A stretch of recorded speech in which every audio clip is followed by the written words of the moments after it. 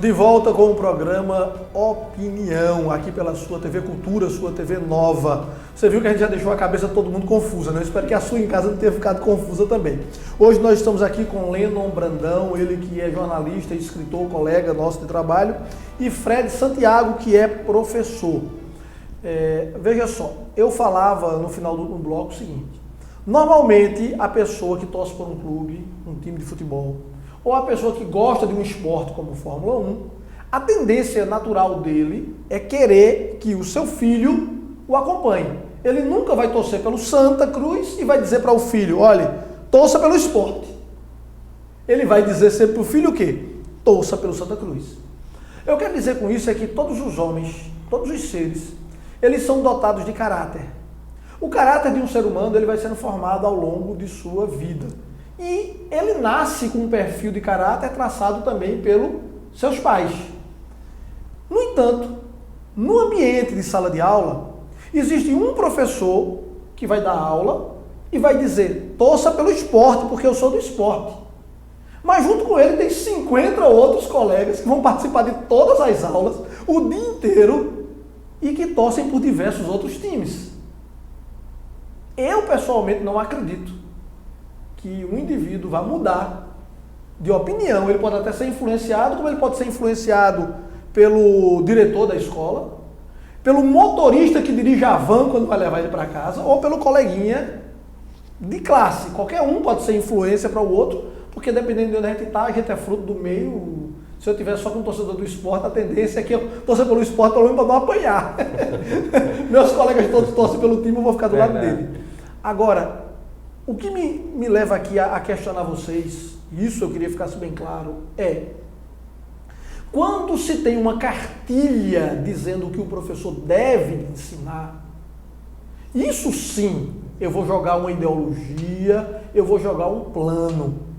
Se não tiver essa cartilha formulando o que tem que se dar na escola, fora disso, cada professor tem um posicionamento. Um pode chegar lá e falar de Che Guevara, mas o outro pode chegar lá e falar de Jesus Cristo. E o outro pode chegar lá e falar de Buda. Ou não? Até então, foi bastante interessante a analogia que você fez, Rosemar. Obrigado. Mas é o seguinte, na pedagogia, o colega Fred aqui sabe disso, o que chamamos de presença cativa. Ou seja, o aluno ele é obrigado a estar em sala de aula e absorver o conteúdo que está sendo passado. O que a gente tem que ter cuidado também é a liberdade de expressão. Um exemplo, é o Fred na vida privada e outra coisa é o Fred em sala de aula. Ele não pode querer impor, ao menos perseguir um aluno que tem alguma ideia divergente da dele. Concordo. É nisso que a gente tem que ter cuidado, entendeu? E é justamente o Escola Sem Partido, ele faz uma espécie de comunicação com essa parte aí. E estão querendo deturpar. É o que está acontecendo. Porque pode haver aí um confronto.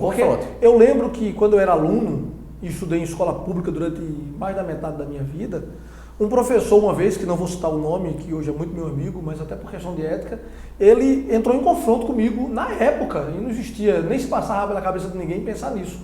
Ele tentou impor as ideias dele e eu fui contra, e numa prova fiz questão de colocar, e no final ainda disse, este é o meu pensamento, e se alguém discorda, me respeite.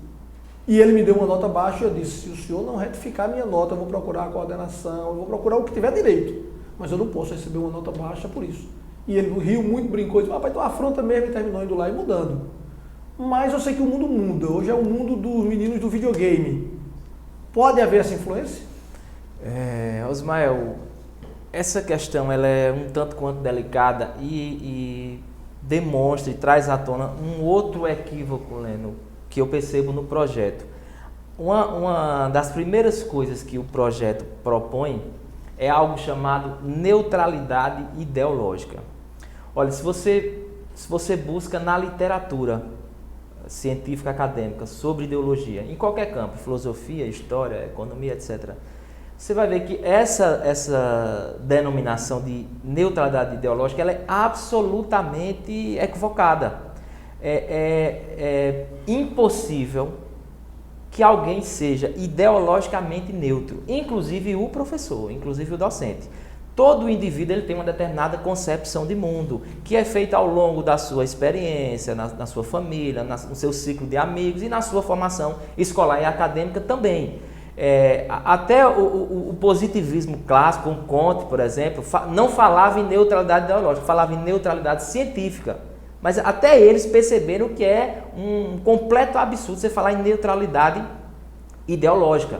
O que é que o projeto confunde? Todo professor, quem é docente, está me ouvindo, sabe disso, ele, quando está formulando o seu planejamento, seu plano de curso, sua aula, seu material didático, ele faz escolhas. E é evidentemente que essas escolhas vão refletir o nível de sua maturidade teórica e intelectual. Né? Por exemplo, eu venho do campo da história e nessa área da história nós temos uma infinidade de concepções historiográficas. E o professor, no desenvolvimento da sua maturidade intelectual, ele irá fazer determinadas escolhas, mas isso não significa que ele exclua do seu rol de autores, do seu rol de literatura, pensamentos divergentes, mas ele irá fazer a escolha, inevitavelmente. Fred, isso não significa doutrinação. Você já influenciou alguém na sua vida em qualquer caminho, inclusive na escola? Eu suponho que sim. Eu suponho que sim, influenciou no sentido de trazer suas ideias. Isso, expor uma determinada concepção de mundo das mais várias formas. Não de forma no positiva. Debate. Isso, exatamente, exatamente. Eu acho que indiretamente sim. Você percebeu o que eu quero dizer? Que todo mundo faz. Com certeza. Mas a gente às vezes quer bater o martelo para fincar dizendo que não, a gente faz naturalmente. Por sinal, eu ia até perguntar, você já tem candidato para votar? Né? Mas é mais ou menos isso que acontece. Eu queria falar disso, porque eu estou aqui rindo e brincando, mas me diga se não é verdade. Você tem hoje o seu candidato na cabeça para votar, seja ele para prefeito ou para vereador. É inevitável que você sente com alguém e não toque no assunto. Exato. Se o assunto da rodinha de amigos for política, você vai falar do seu candidato e vai querer convencer o outro de que seu candidato é o correto e que o dele é que está errado. Exatamente. Isso é democracia. No jornalismo a gente chama isso de pauta bomba. Não tem como você fugir da pauta bomba. O grego tem uma coisa muito interessante também, que é o neutro. Existe sempre o masculino, o feminino e existe o neutro, que serve tanto para um como para o outro. Ele não é neutro porque não tomou posição, é porque ele serve para um ou para o outro. Talvez fosse isso que estivesse faltando aqui. Esse meio termo de neutralidade. Ou seja, o professor tem que ser neutro no sentido de que ele vai tomar partido tanto para um lado como para o outro. Ele não vai ser manco, ele não vai ser só de um lado. Isso eu condeno também. Se todo mundo for começar a ser doutrinado, a ser só de esquerda, ou ser só de direita, ou ser só de centro, aí isso é que causa o problema, eu acho. Na verdade, o que a LDB propõe não é nem a neutralidade, mas sim a pluralidade. O professor ele deve ser plural, ele deve apresentar as diversas concepções sobre a sociedade. Ele não pode fazer com que seu aluno, por exemplo, entenda a história da Revolução Francesa a partir de um determinado viés político ideológico. Ele tem que ser plural. Isso a LDB já prevê. Né?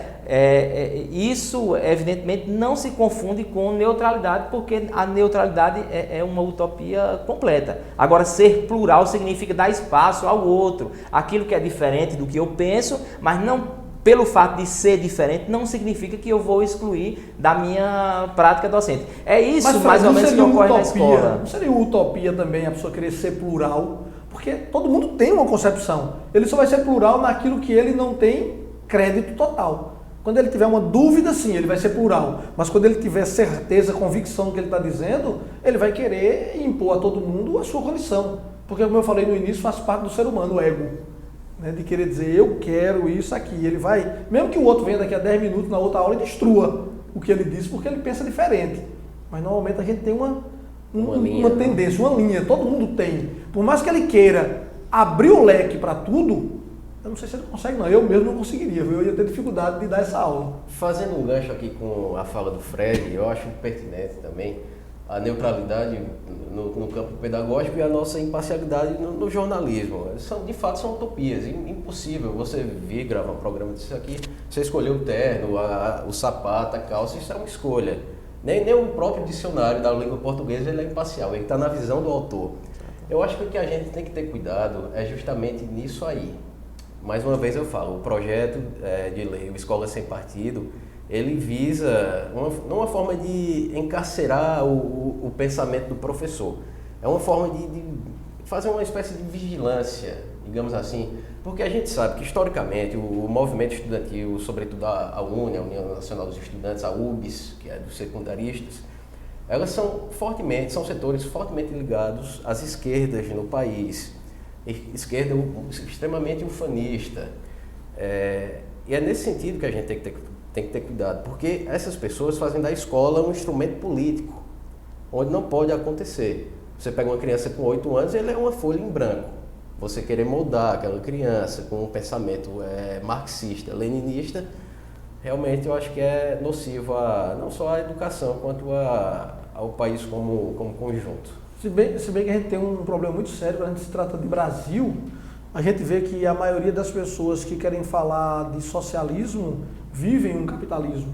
Ou seja, pregam um socialismo, mas não abre mão do voo do seu jatinho. Vai no McDonald's, está em Miami fazendo compras. Então, são coisas que não se encontram. E, de um modo geral, é sadio até para a democracia que tenha essa direita, esquerda e que tenha centro, para que as pessoas possam ver pensamentos que divergem, porque a gente vive num mundo de tese e antítese, né? Não pode viver só aquele pensamento cego e maluco de um lado só, né? Isso, exato. Uma questão que é de fundamental importância, que eu penso que não pode ficar fora do nosso debate, quando a gente faz a leitura do projeto e quando a gente pega as falas de quem formulou, de quem defende, quando a gente analisa no conjunto e contextualiza essas falas, há uma semelhança muito perigosa com épocas históricas autoritárias. E aí é que eu queria demonstrar o caráter extemporâneo do projeto. O projeto ele é pensado para um tempo histórico que não converge com o tempo atual do Estado Democrático de Direito. Eu queria só citar um exemplo. O artigo 4 do projeto Escola Sem Partido fala que o professor ele não deve incitar o aluno a participar de qualquer atividade pública, de uma passeata, um protesto, etc. É muito interessante você observar, por exemplo, que o decreto 477, né, do governo Costa e Silva, na época da ditadura militar, 69, talvez o período fevereiro de 69, né, um pouco depois do AI-5, período mais duro da ditadura, o primeiro artigo do decreto é praticamente igual ao artigo da Escola Sem Partido. Isso demonstra um nível de autoritarismo. É muito difícil, é um tema realmente muito complexo, mas eu acho que quem está em casa deu para aprender um pouco. Nós queremos agradecer a presença do Lennon Brandão, também do Fred Santiago, que esclareceram, debateram. Acho que foi gostoso para você que está em casa aprender um pouco mais sobre esse assunto. E a gente volta amanhã com um novo programa Opinião, trazendo mais um tema interessante para você. Então se liga aí na sua TV Nova. Um forte abraço, até mais!